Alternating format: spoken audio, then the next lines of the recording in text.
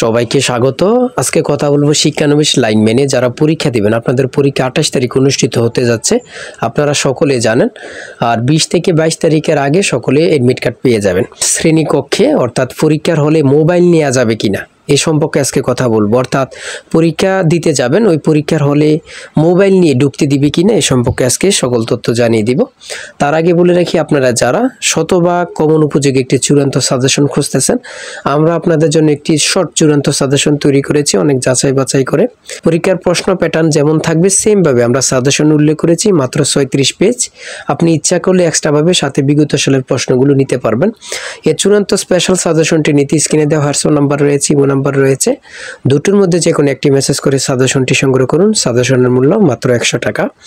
আমি বলি ফোর থেকে আমাদের সাজেশনটি সংগ্রহ করবেন ইনশাল্লাহ, বলে রাখলাম।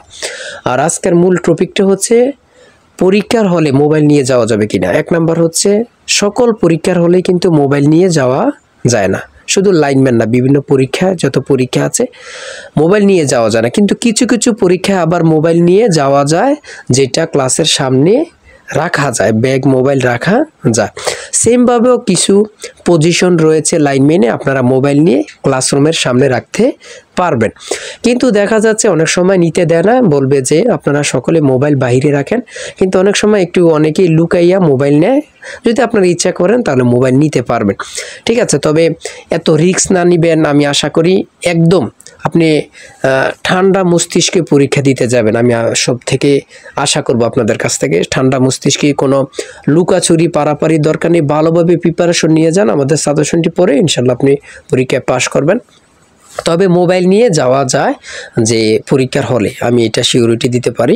আবার অনেকের কাছ থেকে রেখেও দেয়, ঠিক আছে, অনেকে নিতে পারে না।